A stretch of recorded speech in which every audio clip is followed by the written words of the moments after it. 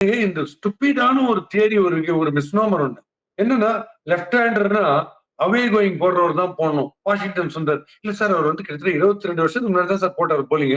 இல்ல பரவாயில்ல அவர் போட்டோம். அவர் ஆஃப் ஸ்பின்னர் வந்து அந்த 2 லெப்ட் ஹேண்டர்ஸ் ஏமாந்து இந்த பக்கம் அடிச்சு போய் இந்த பக்கம் ஓடிடுவாங்க.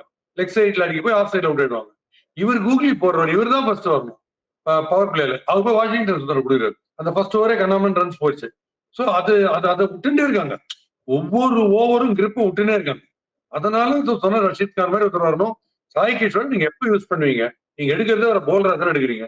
நாட் பிக்கிங் பேட்டிங் ஆல்ரவுண்டரா நீங்க எடுக்கல, போலிங் ஆல்ரவுண்டரா எடுக்கிறீங்க. அப்ப சாய் கிஷோருக்கு எப்ப கொடுப்பீங்க? அவர் வந்து மூளை இல்லாம போடுற போலர் கிடையாது பாஸ். அவர் நல்ல இன்டெலிஜென்டா போடுற போலர் தான். ஃபர்ஸ்ட் சீசன்லேயே ஜிடிக்கு பிரமாதமா போட்டிருக்காரு. பட் நீங்க 19th ஓவர் 21st 30th ஓவரா நீங்க கொடுக்கறதுனால அவங்களுக்கே கான்பிடன்ஸ் போயிடும். அதனாலதான் சொல்றேன், அந்த விக்னேஷ் புத்தூர் மாதிரி போலர்ஸ்க்கெல்லாம் நீங்க அவங்களை எடுக்காம இருந்தீங்கன்னா நல்லா போட்டா கூட அவங்களை அடிச்சுவாங்க. ஏன்னா அவங்களுக்கு அந்த கான்பிடன்ஸ் இருக்காது. அடுத்த ஓவர் எனக்கு கொடுப்பீங்களா மாட்டீங்களான்ற ஒரு பயம் வந்துடும். அதுதான் பண்ணிட்டு இருக்காங்க இப்ப சாய் கிஷோர்.